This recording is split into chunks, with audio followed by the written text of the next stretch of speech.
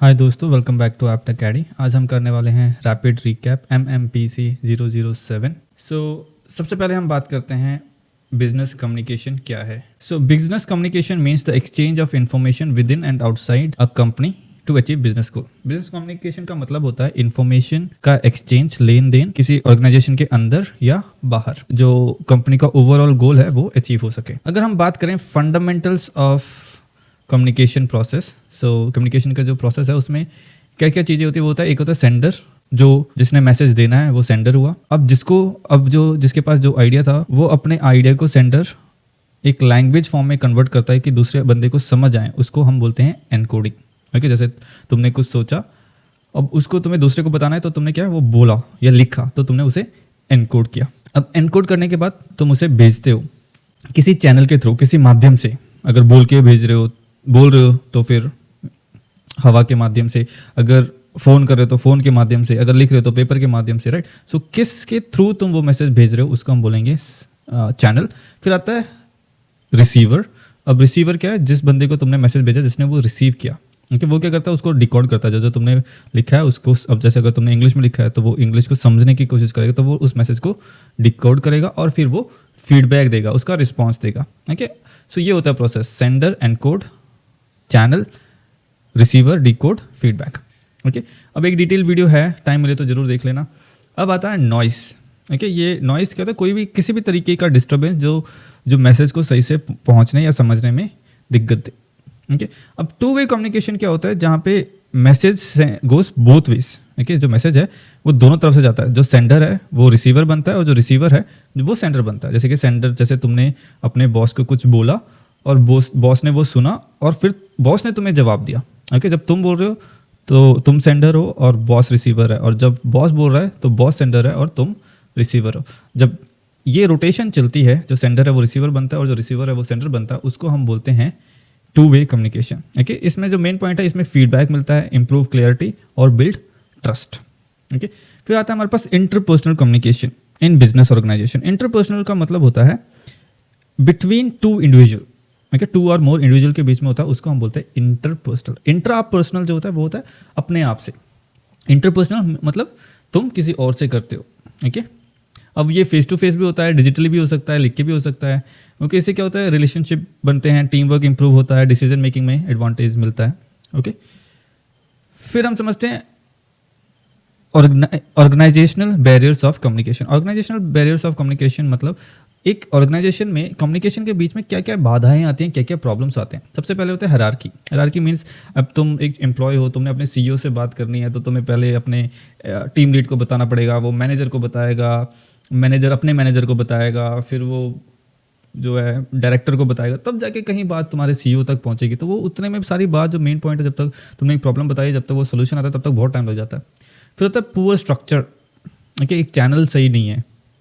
Okay, फिर आता है लैक ऑफ क्लियरिटी। अगर मैसेज जो तुम दे रहे हो सही से नहीं बता पा रहे हो, तुम आधी अधूरी बात कर रहे हो, तो वो एक होता है status difference, right. Fair of speak. अब जैसे तुम छोटे एम्प्लॉय हो, तुम अपने बॉस से बात करना नहीं चाह रहे, डरते हो कि मैं बोलूँगा तो वो क्या सोचेगा, मुझे निकाल तो नहीं देंगे। ये सब कुछ बैरियर्स आते हैं कम्युनिकेशन में। ओके, अब इंपॉर्टेंस ऑफ लिसनिंग की बात करते हैं। अब लिसनिंग का मतलब तुम्हें पता है कि सिर्फ सुनना नहीं होता, बाकी उसको एक्टिवली समझना भी होता है। अब बिजनेस वर्ल्ड में अगर आप एक अच्छे लिसनर हो तो बेहतर डिसीजन बना पाओगे, टीम की प्रॉब्लम्स को आइडेंटिफाई करके सॉल्व कर पाओगे, क्लाइंट्स की नीड को अच्छे से समझ पाओगे। ओके, क्या होता है? बेटर अंडरस्टैंडिंग होती है, फ्यूअर मिस्टेक होता है, रिस्पेक्ट शो करते हो तुम लोगों को, build strong relationships. Okay, and help in solving problem. Okay, अब जो टाइप ऑफ लिसनिंग होते हैं, एक होता है एक्टिव लिसनिंग, एक होता है सेलेक्टिव लिसनिंग, एक होता है एम्पैथेटिक लिसनिंग। जो एक्टिव लिसनिंग होता है वो पूरा फोकस्ड होता है, बिल्कुल तुम पूरे के पूरे उस जो बात कर रहा हो उसको सुन रहे हो। एक होता है सेलेक्टिव लिसनिंग, सिर्फ अपने काम की बात सुनते हो और बाकी चीज़ों को तुम इग्नोर कर देते हो। ओके, फिर आता है एम्पैथेटिक लिसनिंग, जब आपके सामने वाला फीलिंग्स को भी समझता है, उसको हम बोलते हैं एम्पैथेटिक लिसनिंग। अब इसके इंपॉर्टेंस क्या है? जो इसके मेरिट्स हैं वो है एक better understanding, improve customer service, strong team bonding, better leadership and conflict resolution. अब बात करते हैं इंपॉर्टेंस ऑफ बिजनेस कम्युनिकेशन, क्यों जरूरी है। एक होता है कि ensure clear flow of information. अगर कम्युनिकेशन अच्छा होगा, तुमने कुछ बॉस को बोलना है वो समझ पाएगा, बॉस तुम्हें कुछ बताना चाहता है वो आसानी से बता पाएगा। Build brand image, improve team work और डिसीजन मेकिंग में हेल्प करता है। Help in sale, marketing and फिर हम बात करते हैं importance of writing in business communication. Writing का क्या महत्व है? आज बिजनेस वर्ल्ड में राइटिंग कम्युनिकेशन सबसे इंपॉर्टेंट टूल बन गया है। चाहे आप किसी भी लेवल पे हो, मैनेजर, एम्प्लॉय या बिजनेस ऑनर, राइटिंग कम्युनिकेशन का रोल हर जगह होता है। ओके, अब रिटन कम्युनिकेशन का मतलब है किसी भी मैसेज को लिखित फॉर्म में शेयर करना, चाहे वो ईमेल के थ्रू हो, मेमो या रिपोर्ट हो, लेटर हो या व्हाट्सएप मैसेज हो या सब कुछ भी, जो भी तुम टाइप कर रहे हो या लिख रहे हो उसको हम बोलेंगे रिटन कम्युनिकेशन। ओके, अब इसका जो पर्पस है, क्यों करते हैं हम, एक है रिकॉर्ड मेंटेन। अगर कुछ बोल दिया तो उसका कोई रिकॉर्ड नहीं होता, सबूत नहीं होता, पर अगर तुमने लिखा है तो वो एक रिकॉर्ड हो जाता है। ओके, क्लियरिटी और एक्यूरेसी बढ़ती है। जो तुमने लिखा है वो फाइनल है, वो बात में तुम बदल के नहीं बोल सकते या कोई दूसरा बंदा उसको चेंज नहीं कर सकता। जो लिखा है वही रहेगा। ओके, लीगल और ऑफिशियल पर्पस के लिए डॉक्यूमेंट रेडी करता है। ओके, और फ्यूचर रेफरेंस के लिए प्रूफ भी हो जाता है। ओके, सो ये सब हैं एडवांटेजेस और पर्पस। ओके, अब इसके जो एग्जांपल होता है, ईमेल टू क्लाइंट और employ, internal notice, report and summary, business proposal, meeting minutes. अब इसके जो डिसएडवांटेज है, एक है कि लैक ऑफ इमीडिएट फीडबैक। कोई भी लिखित चीज़ में फटाक से हमें रिस्पॉन्ड नहीं मिलता। अब जैसे अगर तुम कुछ बोलते हो तो साथ के साथ रिस्पॉन्स मिल जाता है, ईमेल भेजते हो तो वो जाएगा, अगला बंदा पता नहीं कब पढ़ेगा, कब तुम्हें रिस्पॉन्स मिलेगा। ओके, थोड़ा टाइम कंज्यूमिंग है। ओके, लिखना पड़ता है, टाइम लगता है। लैंग्वेज बैरियर, किसी को वो लैंग्वेज नहीं पढ़नी आती तो वो नहीं तुम्हें रिस्पॉन्स दे पाएगा। ओके, और लेस पर्सनल है और कॉन्फिडेंशियलिटी की रिस्क होता है कि शेयर हो सकता है कहीं भी, है ना, तो वो थोड़ी सी दिक्कत आ जाती है। अब बात करते हैं हम importance of technology in business communication. Technology का क्या रोल है? Importance of technology in business communication. अब जो टेक्नोलॉजी में डेवलपमेंट आई है उससे जो बिजनेस कम्युनिकेशन है वो पूरी तरह से बदल गया है। जो टेक्नोलॉजी की वजह से वो एकदम फास्ट हो गया है, चीपर हो गया है और मोर एफिशिएंट हो गया है। ओके, अब सबसे पहले बात करते हैं फास्ट और कोस्ट एफिशिएंट कम्युनिकेशन, राइट। जो tools like email, video call, chat, WhatsApp, team, इनसे क्या इंस्टेंट कम्युनिकेशन हो जाता है। पहले क्या है, अगर जैसे तुमने किसी को फ़ोन करना है, STD वगैरह लगता था, है ना, तो बहुत पैसा लगता था, बहुत ज़रूरी हो तभी तुम फ़ोन करते थे। अगर कोई इंपॉर्टेंट इन्फॉर्मेशन भेजना है तो खत लिखना पड़ता था, उससे बहुत दिक्कत होती थी। अब क्या है, ये सब सेकेंड्स में हो जाता है। Okay, it save time and reduce travel and printing cost.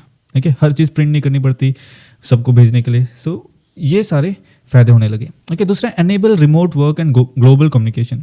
अब जो ऐप्स है, Zoom, Google Meet, Microsoft Team, okay, people can work from anywhere. जो लोग हैं कहीं से भी काम कर सकते हैं। जैसे तुमने देखा होगा कोरोना वायरस जब हुआ था तो ज़्यादातर लोग घर से काम कर रहे थे। क्यों?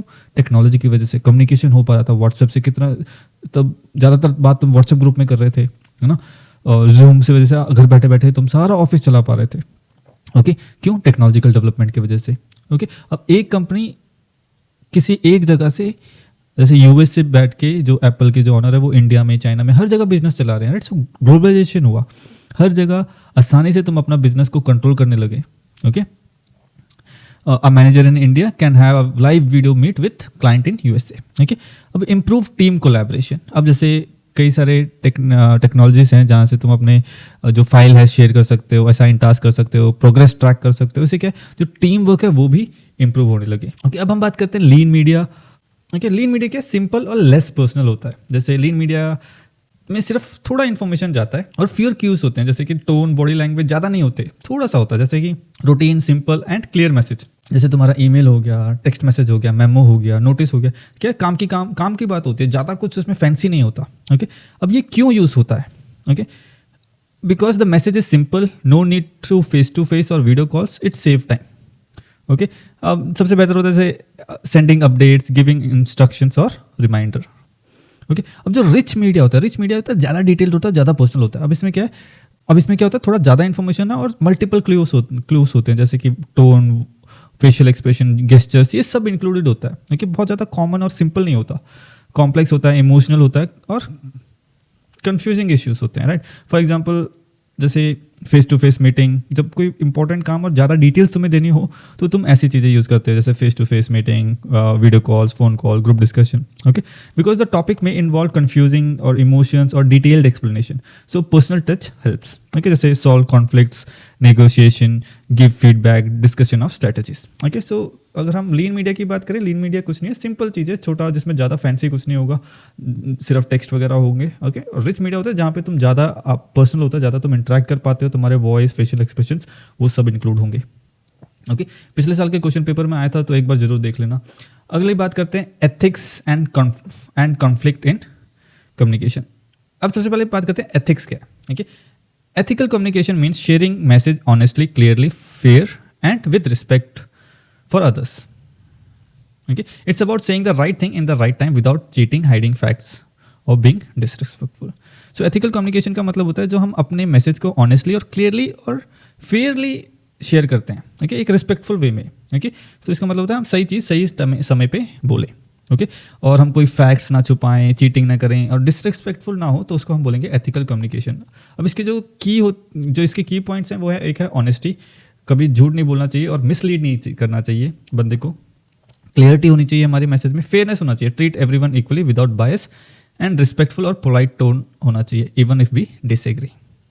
अब role of ethical communication in business होता है, एक होता है कि help in good decision making, encourage open and healthy discussion, keep workplace professional and respectful, make sure all stakeholders are informed truthfully. जो भी हमारे शेयर होल्डर्स हैं उनके पास हम अब जो भी हमारी कंपनी की हालत है वो सच्चाई बताएं और कुछ झूठी इन्फॉर्मेशन ना दें।